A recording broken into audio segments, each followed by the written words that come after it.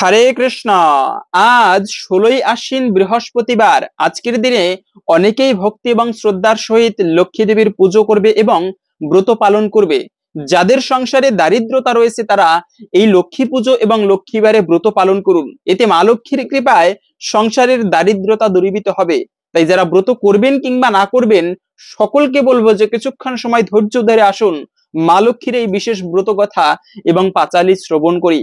যা শ্রবণ করলেও অনেকাংশেই এই ব্রতের ফল লাভ করা যায়। এবং ব্রত কথা শ্রবণ করার শেষে একটা প্রদীপ প্রজ্বলিত করে সন্ধ্যাকালে মা লক্ষ্মীর উদ্দেশ্যে অর্পণ করবেন। খুবই গুরুত্বপূর্ণ প্রসঙ্গ আজকের এ পর্বে আমরা জানার চেষ্টা করব। সকলকে স্বাগতম জানাচ্ছি আমাদের এই ধর্মীয় তথ্যমূলক চ্যানেলে। আমরা চেষ্টা করি এরকমই সনাতন ধর্মের ধর্মীয় তথ্যগুলোকে আপনাদের সাথে উপস্থাপন করতে, শেয়ার করতে। তাই কিছুক্ষণ সময় ধৈর্য ধরে আসুন, মা লক্ষ্মীর এই বিশেষ ব্রত কথা পাঁচালী শ্রবণ করি। যদি আজকের এই তথ্যগুলো জেনে আপনার ভালো লেগে থাকে অবশ্যই একটা লাইক করে কমেন্টে মা লক্ষ্মীর নামটি একবার হলেও লিখে যাবার অনুরোধ জানাচ্ছি।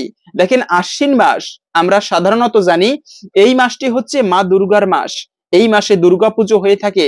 বিশেষ করে এই যে গতকালকে গেল মহালয়া তিথি, এই মহালয়ার দিনে মা দুর্গার মূর্তিতে চক্ষু দান করা হয়।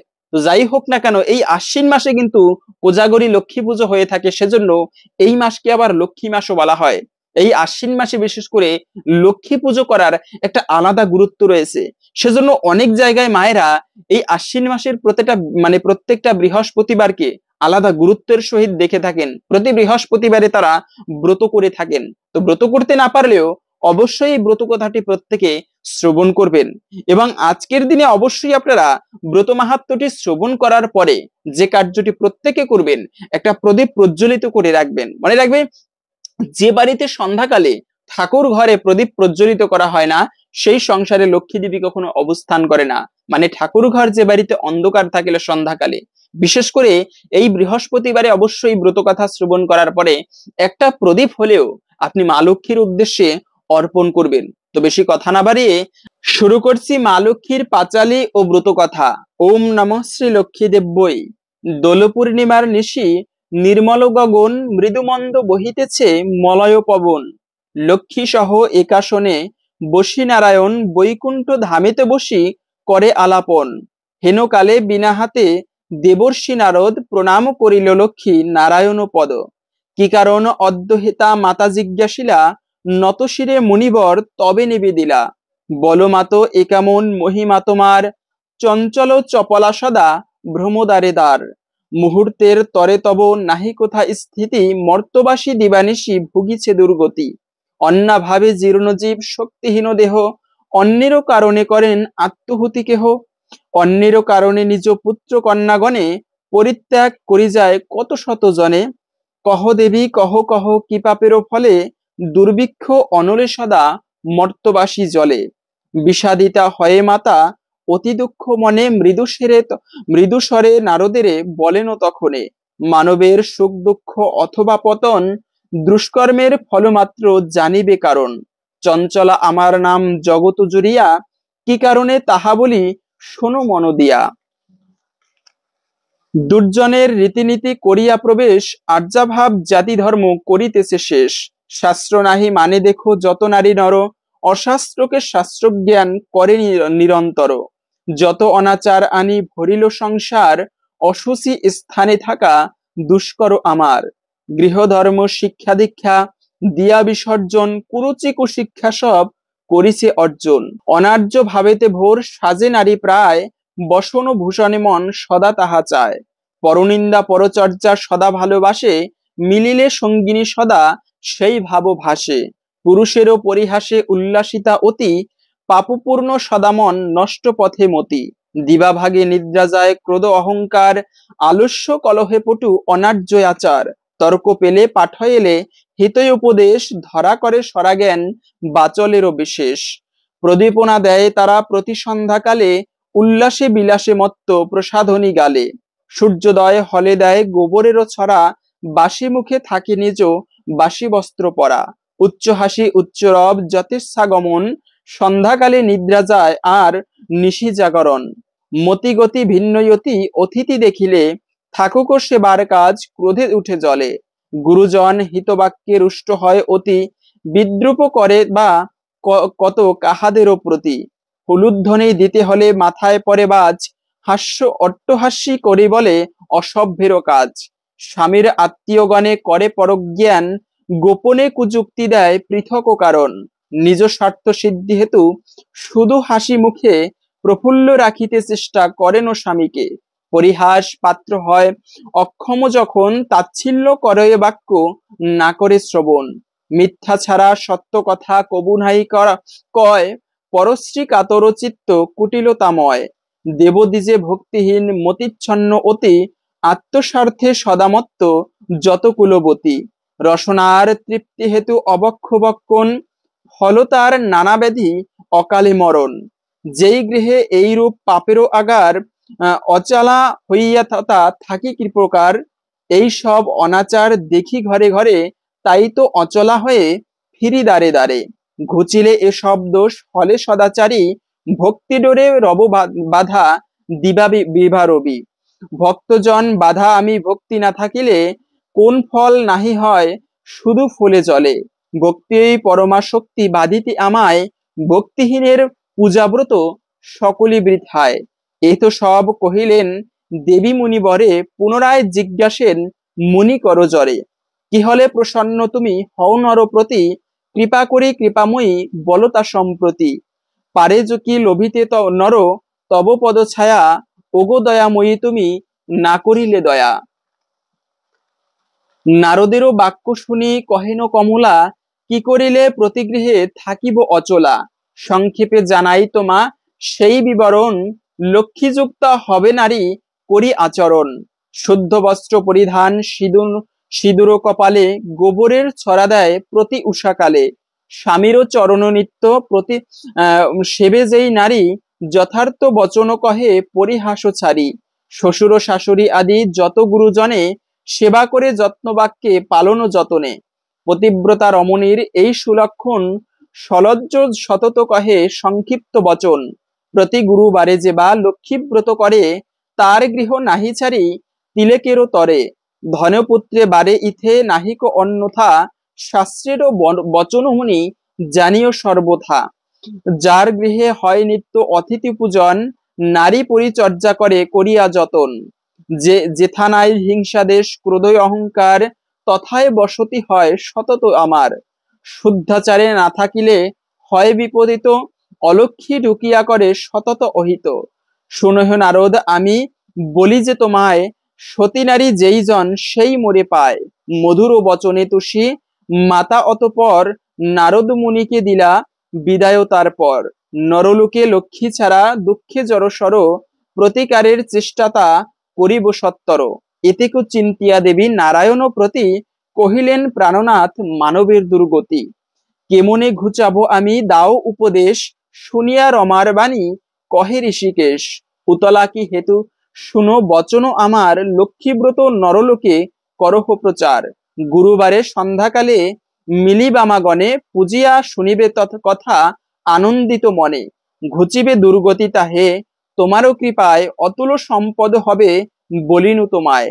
শ্রীহরি বচনে দেবী আনন্দিত চিত্তে, চলিলেন নরলোকে পূজা প্রচারিতে। বিদর্ভ নগরে আসি হল উপনীত, দেখিয়া শুনিয়া দেশ হইল বিস্মিত।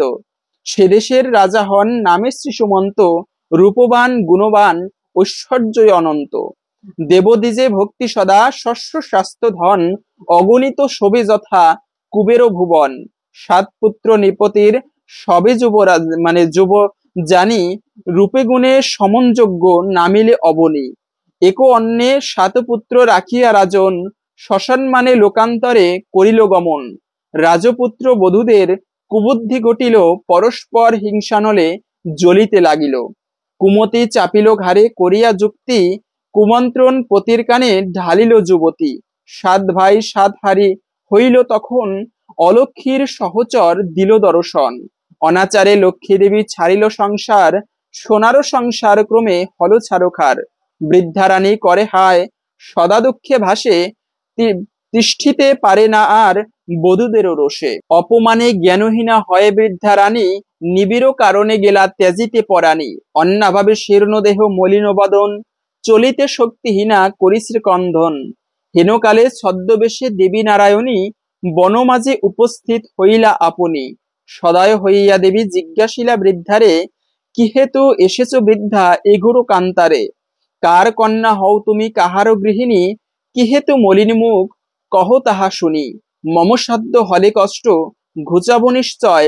শুনি হরষিতা বৃদ্ধা জোড়ো হাতে কয়, বিদর্ভ নগরে রাজা শ্রীসুমন্ত নাম, তাহারও রমণী আমি, বিধি এবে বাম। গুণবান সাত পুত্র রাখি নরপতি, বৃদ্ধকালে করিলেন লোকান্তরে গতি। যতদিন ছিল রাজা গৃহে সদা মোর, লক্ষ্মী অধিষ্ঠাতা ছিল ঐশ্বর্য প্রচুর। প্রতির হইল কাল সুখ শান্তি যত, গৃহ হতে ক্রমে ক্রমে হল তিরোহিত। সাত পুত্র সাত হারি হয়েছে এখন, সদাই বধূরা মোর করে জ্বালাতন। সহিতে পারি না আর তাদেরও যাতনা, ত্যাজিব জীবন আজি করেছি কল্পনা। লক্ষ্মী বলে, বৃদ্ধা শুনো আমারও বচন, আত্মহত্যা মহাপাপ, নরকে গমন। যাও সতী গৃহে ফিরে, কর লক্ষ্মী ব্রত, অচিরে হইবে সুখ শান্তি পূর্ব মত। গুরুবারে সন্ধ্যাকালে মিলিবামাগণে, করিবে লক্ষ্মীর ব্রত হয়ে এক মনে। জলপূর্ণ ঘট দিয়ে সিন্দুরের ফোঁটা, আমেরও পল্লব দিবে শিরে এক গোটা। আসন সাজায়ে তাতে দিবে গুয়া পান, সিঁদুরও গুলিয়া দিবে ব্রতেরও বিধান। ধূপ দীপ জ্বালাইয়া রাখিবে ধারেতে, শুনিতে বসিবে কথা দুর্বালয়ে হাতে। একান্তে লক্ষ্মীর মূর্তি করিয়া চিন্তন, এক চিত্তে ব্রত কথা করিবে শ্রবণ। কথা শেষে উলুধ্বনি প্রণাম করিবে, তারপর ত্রয়গণ সিন্দুর লইবে। যে রমণী ব্রত করে প্রতি গুরুবারে, হইবে বিশুদ্ধ চিত্ত লক্ষ্মী দেবীর বরে। যেই গৃহে ব্রতকালে সব বামাগণ, অন্য সব কাজ রাখি ব্রতে দেয় মন। সেই গৃহে বাধা থাকি হইয়া অচলা, ভক্তবাঞ্ছা পূর্ণ করি আমি শ্রীকমলা। গুরুবারে যদি হয় পূর্ণিমা উদিত, উপবাসে যেই নারী করে এই ব্রত, সকল অভিষ্ট তার হইবে পূরণ। পতিপুত্র সহ সুখে রবে সর্বক্ষণ। লক্ষ্মীরও ভাণ্ডারও ছাপি প্রতি ঘরে ঘরে, রাখিবে তণ্ডুল তাহে একমুষ্টি করে।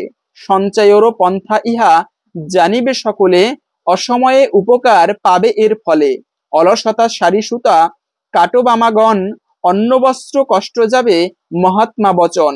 আমি লক্ষ্মী ইহা বলি নিজ মূর্তি ধরি, দর্শন দিলা দেবী স্বয়ং কৃপা করি।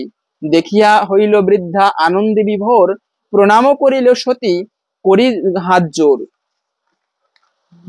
ধরা মাঝে মম ব্রত করহ প্রচার, অচিরে হইবে তব বৈভব অপার। মম বরে সপ্তবধূ হবে বশীভূত, শান্তিময় হবে সংসার পূর্বেরই মতো।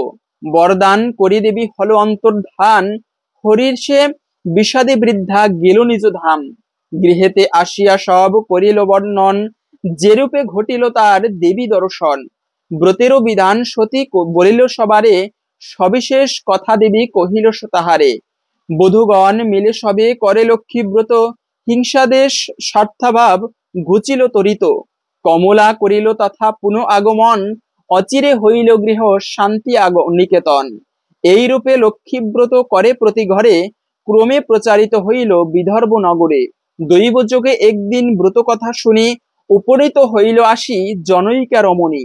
পতিতার রুক্নয়তি অক্ষম অর্জনে, ভিক্ষা করি যাহা পায় খায় দুইজনে। ব্রতেরও মানস করি মনেতে বাসনা, নিরোগ পতিকে করো করিল প্রার্থনা। লক্ষ্মীর কৃপায় তার দুঃখ হল দূর, পতি হল সুস্থ দেহ সম্পদ প্রচুর। যথাকালে শুভ লগ্নে জন্মিল তনয়, সোনার সংসার তার সুখের আলয়। অবশেষে শুনো এক অপূর্ব ব্যাপার, ব্রতেরও মাহাত্ম্য হলো যেভাবে প্রচার। বিদর্ভ নগরে এক গৃহস্থ ভবনে, নিয়োজিত নারীগণে ব্রত আচরণে। শ্রীনগরবাসী এক বণিক তনয়, উপনীত হলো আসি ব্রতেরও সময়। অতুল সম্পদ তার ভাই পাঁচজন, একে অন্যে অনুগত সদা সর্বক্ষণ। ব্রত দেখি হেলা করি সাধুরত নয়, বলে একই ব্রত কিবা ফল হয়। সদাগর বাক্য শুনি কহে ব্রতিগণ, করি মোরা লক্ষ্মীব্রত দুর্ভাগ্য মোচন। ভক্তিযুক্ত মনে যেবা এই ব্রত করে, অতুল সম্পদ হয় লক্ষ্মী দেবীর বরে। এত শুনি সদাগর অহংকারে বলে, অলস মেয়ের দল সংসার মজালে। ধনজন সুখভোগ যা কিছু এ ভবে সকলই শ্রমলভ্য পুজিলে কি হবে? বসিয়া থাকিলে যদি লক্ষ্মী দেয় ধন, বুঝিব তখন এই ব্রতটি কেমন। গর্বিত বচন দেবী শুনিয়া তাহার, সারি গেলা লক্ষ্মী দেবী শুনো পরে তার। ধনমদে মত্ত হয়ে লক্ষ্মী করি হেলা, নানা দ্রব্য ভরিতরি বাণিজ্যেতে গেলা। পরিয়া লক্ষ্মীর কোপে ধনজন সহ, সপ্ততরী সিন্ধু মাঝে সব নিমগ্ন। গৃহদ্বারে সর্বনাশ ঘটিল তাহার, দিনান্তে জুটে না অন্ন সদা হাহাকার। ভাইয়ে ভাইয়ে হলভেদ ভিন্ন হল অন্ন, সংসার সোনার সংসার এবে সকলে বিপন্ন। জঠর যাতনা সবে সহিতে না পারি, ভিক্ষা হেতু 5 ভাই হল দেশান্তরী। বিবিধের বিপদে পড়ি সাধুর নন্দন, কান্দিয়া কান্দিয়া করে নগর ভ্রমণ। কি দোষে আমারে বিধি নিষ্ঠুর এমন, অধম মানব আমি অতি অভাজন। কৃপাময়ী লক্ষ্মী দেবী সকলই বুঝিল, সাধুর দুর্গতি দেখি দয়া উপজিল। নানা দেশে ঘুরাইয়া আনি অতঃপরে, উপনীত করাইল বিদর্ভ নগরে। দেখে তথা ব্রত করে সেই ব্রতিগণ, স্মরণ পড়িল তার পূর্ব বিবরণ। বুঝিল তখন কেন পড়িল বিপদে, অহংকারী বলে লক্ষ্মী না রাখিল পদে। যুক্ত করে ভক্তিভাবে হয় এক মন, স্তব স্তুতি করে অতি সাধুর নন্দন। অধমে যতেক দোষ ক্ষমা করো মাত, তব পদে মতি যেন থাকে অবিরত। ক্ষমা করো ভগবতী ওগো ক্ষমাশীলে, সত্যরূপা তুমি হও এ মহিমণ্ডলে। পরমা প্রকৃতি তুমি, জ্ঞানহীন মানব অপার মহিমা রাশি কি বুঝিব তব। পতিব্রতা রমণীর তুমি মা উপমা, ব্রহ্মা আদি দেবগণে দিতে নারে সীমা। দেবনর সকলেরও বিধাবরূপিণী, জগদে ঈশ্বরী তুমি ঐশ্বর্যদায়িনী। রাস অধিষ্ঠাত্রী দেবী তুমি রাসেশ্বরী, তব অংশ রূপা হয় ভবে যত নারী। ত্রিদশ ঈশ্বরী তুমি ত্রিদশ ভূমণ্ডলে, লক্ষ্মী রূপে অধিষ্ঠাতা তুমি ভূমণ্ডলে। ক্ষীরদ সাগরে তুমি সাগর নন্দিনী, গোলক ধামেতে তুমি মাধব মোহিনী। তুমি ওই তুলসী গঙ্গা পতিত পাবনী, সত্য স্বরূপিণী তুমি বেদ প্রসবিনী। পদ্মাবতী নামে তুমি ব্যক্ত পদ্মাবনে, কুন্দদন্তী নাম ধরো তুমি কুন্দবনে। তুমি মা সুশীলা সতী কেতকী কাননে, তুমি ওই কদম্বমালা কদম্বের বনে। রাজলক্ষ্মী রূপে তুমি থাকো রাজপুরে, গৃহলক্ষ্মী ঘরে ঘরে ব্যপ্ত চরাচরে। দরিদ্রকে দিতে পারো তুমি রাজপদ, তোমারও শ্রীপদ ভবে অভয় সম্পদ। দয়াময়ী ক্ষমাময়ী অভয় তারণী, অপরাধ ক্ষমমাগো তারাও জননী। অন্ন দে বর দে মাতো বিপদ হারিণী, দয়া করো দয়াময়ী ওই নারায়ণী। এই রূপে স্তুতি করি ভক্তিযুক্ত মনে, এক মনে সৌদাগর ব্রত কথা শুনে। ব্রত সমাপন শেষে করিয়া প্রণাম, মানস করিল ব্রতের আসি নিজ ধাম। কহে সাধু বধূগণে লক্ষ্মী ব্রত সার, সবে মিলে করো ইহা প্রতি গুরুবার। শ্বশুরের বাক্য শুনি ইষ্ট বধূগণ, ভক্তিযুক্ত মনে করে ব্রত আচরণ। ভক্তের অধীন দেবী হইয়া সদয়, সাধুর দুর্গতি রাশি করিলেন ক্ষয়। দেবীর কৃপায় বহু সম্পদ হল বিল, দারিদ্রতা দূর হল বিপদ খণ্ডিল। বিস্ময়ে উল্লাসে পূর্ণ সকলেরও মন, প্রত্যেকে লক্ষ্মীর বাক্য দেখিয়া নয়নে। ভক্তি ভরে ভাবে সবে সদা সর্বক্ষণে। হিংসা দেশ পরিহরি ভ্রাতা বধূগণ, সকলে মিলিয়াছিল পূর্বেতে যেমন। শান্তিপূর্ণ নিকেতন হইল সাধুর, দয়া ধর্মের রত সবে ঐশ্বর্য প্রচুর। শাস্ত্রের বচনে এই লক্ষ্মীর চরিত্র, পড়িলে শুনিলে হবে পরম পবিত্র। নিষ্ঠার সহিত গ্রন্থ যদি ঘরে রাখে, লক্ষ্মী সহ নারায়ণ সেই গৃহে থাকে। লক্ষ্মী ব্রত জিনমণি করে এক মনে, দিনে দিনে বাড়ে তার ধনপুত্র জনে। সর্বথা শান্তিতে থাকে দূরে যায় তাপ, লক্ষ্মী ব্রত করিলে না থাকে দেহে তা পাপ। পতিপুত্র হইতোষিনী সতী চিরমণি, স্বপ্নাদেশে করে ব্রত সর্বার্থ দায়িনী। সতীর সাধনা ধন এই লক্ষ্মী ব্রত, কালে কালে প্রতিগৃহে হল প্রবর্তিত। অতএব মতি রাখি লক্ষ্মী দেবীর পদে, বিধিমত কর ব্রত তরিবে বিপদে। সতীর নিমিত্ত ব্রত সদা তার জয়, অসতীর ধর্মকর্ম বিফল নিশ্চয়। অসতীর কর্মদোষে যায় রসাতল, সতীর সতীত্বে ধর্ম সর্বত্র মঙ্গল। সতী সাধ্বী পতিব্রতা যত প্রতিগণ, প্রণাম করহ ব্রত কথা হলো সমাপন। নমস্তে করুণাময়ী দুঃখ নাশিনী, অগতির গতি হও তুমি নারায়ণী। ক্ষীরোদ সম্ভবা দেবী বিশ্ববিমোহিনী, বিশ্বমাতার কৃপাময়ী জগত জননী। সভক্ত বৎসলা তুমি সত্য স্বরূপিণী, পদ্মাসনা হরিপ্রিয়া ভূতাপহারিণী। চঞ্চলা কমলা তুমি ত্রিলোক পালিনী, প্রণমামি দয়াময়ী মাধব মোহিনী। ভিক্ষা মাগি পদযোগে কাতর অন্তরে, লক্ষ্মী নারায়ণ যেন বাঞ্ছা পূর্ণ করে। তো এই ছিল মূলত লক্ষ্মী দেবীর পাঁচালী ও ব্রত কথা। জানি না কিরকম হয়েছে, তবে আশা করি এই তথ্যগুলো বা এই ব্রত কথাটি শুনে আপনারা সমৃদ্ধ হয়েছেন এবং আপনি নিজেই ব্রত কথা শুনবেন এবং অপরের মাঝে ছড়িয়ে দিবেন, যেন আমরা সবাই এই মা লক্ষ্মীর ব্রত প্রসঙ্গে জানতে পারি। এবং ব্রত কথা সমাপন বা পাঠ করা শেষে অবশ্যই একটা অখণ্ড প্রদীপ প্রজ্বলিত করে মা লক্ষ্মীকে অর্পণ করবেন। যদি আজকের এই তথ্যগুলো জেনে আপনার ভালো লেগে থাকে, অবশ্যই একটা লাইক করে কমেন্টে মা লক্ষ্মীর নামটি একবার হলেও লিখে যাবার অনুরোধ জানাচ্ছি। লক্ষ্মী দেবীর কৃপায় সকলের জীবনে মঙ্গল হোক এই কামনা করে আজকের ভিডিওটি এখানে সমাপ্ত করছি। হরে কৃষ্ণ।